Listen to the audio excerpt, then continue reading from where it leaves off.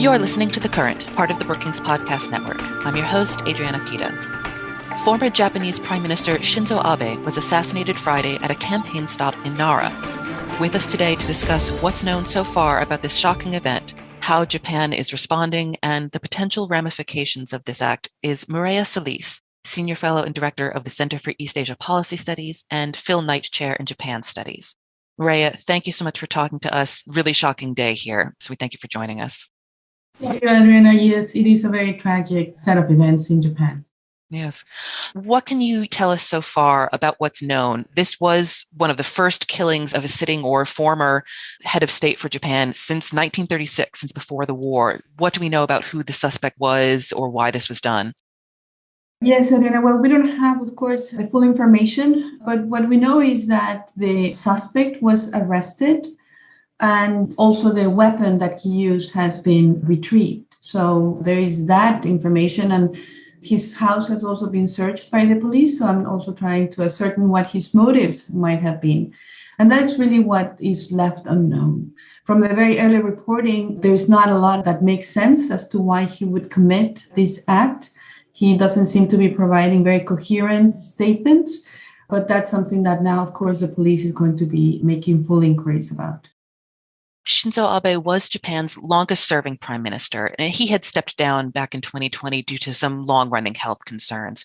What was this appearance in Nara for? Was he anticipating another return to politics himself or playing a supporting role for his party? Yes, he stepped down as prime minister, but he never left Japanese politics. So Japan is having a very important election, national election, this coming Sunday for the upper house. And he was there supporting some of his fellow candidates. He was there to support another LDP candidate. And I think it's important, Adriana, to note that when former Prime Minister Abe left office in 2020, he then became the leader of the largest political faction in his party. So it's not that he retired to a quiet life, an anonymous life, but actually he remained a potent political force inside the party. And he also was very vocal in his views about what Japan should be doing in terms of foreign policy, in terms of economic policy. So he was shaping the debate inside the party and inside the country about these topics. And he had great influence in party dynamics when it came to appointments, when it came to pushing forward these debates. So this leaves a void in the party because he had remained really influential politician inside Japan.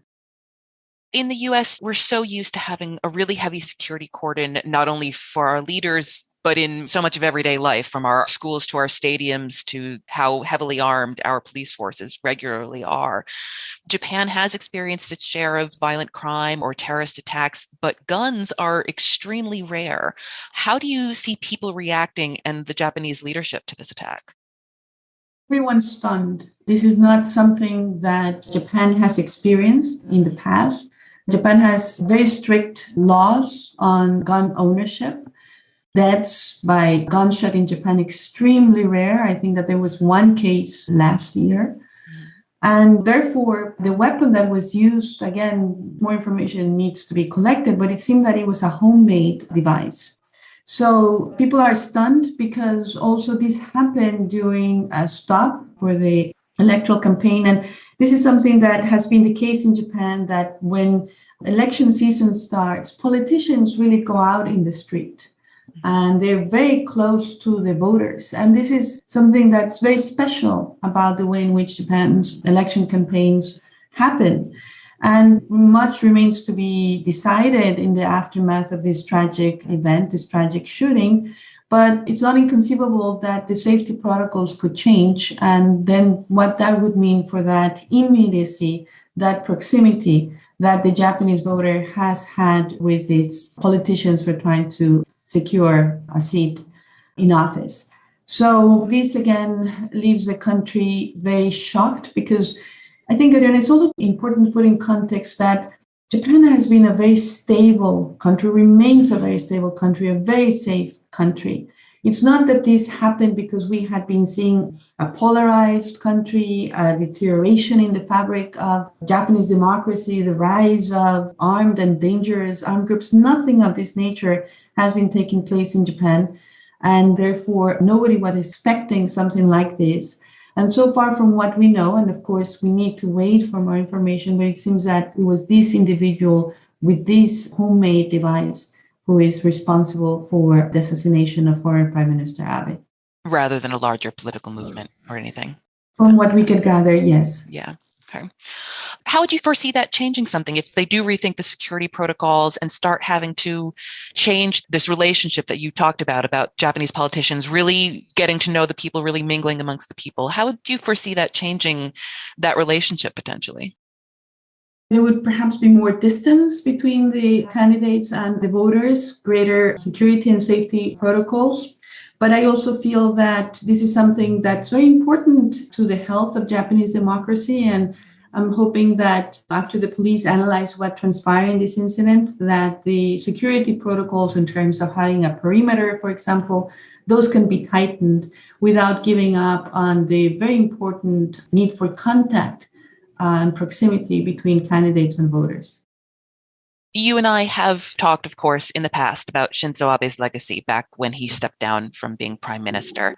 Abe was a long-running partner of the US and Japanese relationship, including the development of the Quad, the India, US, Australia, Japan relationship. His economic policies, Abenomics, sought to revitalize an economy that had previously had long grown stagnant. How do you see this shocking act shaping how we understand and how we think about his legacy and potentially that of his political successors? Obviously, Abe has been one of the most consequential leaders in Japanese post-war history. He is the longest-serving prime minister. He implemented an ambitious program of economic revitalization, which had some successes and some failures. But where he really left his mark, first and foremost, was on foreign policy. He elevated Japan's leadership when it came to trade issues, infrastructure, finance, digital governance, to an extent that we had not seen before. We had seen a more passive Japan, and it was through his leadership. Of course, there were other longer-term trends that he was capitalizing on that made his leadership so effective. But nevertheless, he took some very courageous steps in making sure that Japan could play in the big leagues on foreign economic policy. This was more important because this is a time when the United States actually retreated inward when it came to international trade diplomacy. And then, of course, on the security front, under his leadership, Japan adopted national security legislation, changed the interpretation of the Constitution to allow for a limited right of collective self-defense, deepened the security cooperation with the United States across many fronts. And relations with the closest neighbors, China and South Korea, were very complicated. But in Southeast Asia, he was very proactive, very effective. And with India, for example, he really developed very close ties. So overall, I think that his contributions are manifold. I think that this tragic departure cuts short what he could have accomplished. Again, not from the perch of the prime minister's office, but as a very influential leader inside the party. He had recently made statements, for example, on issues that had remained taboo, but by bringing them to the fore, he opened the discussion, for example, nuclear weapons, nuclear sharing, or his views about US policy of strategic ambiguity vis-a-vis Taiwan. So he's pushing them, and that's no longer going to be the case. Now, many of his legacies will remain. We already know that his successors have seen them as really meaningful and consequential policies for Japan, and therefore they are doubling down on them. Of course, with their own other set of agendas in place as well, but the free and open Indo-Pacific, the Quad, again, the infrastructure push, the CPTPP leadership, those things stay in place. And I think that what has happened now, of course, is that Abe-san, Prime Minister Abe, now becomes a really tragic figure in Japanese history, but also a very consequential leader that has left an indelible mark in Japan and that really changed the way in which Japan was seen as an influential country in the region and beyond. All right. Well, of course, our thoughts and sympathies are with the Japanese people at this time. Mireya, thank you so much for talking to us about this today. Thank you very much, Adriana. Happy to have this conversation. Thank you.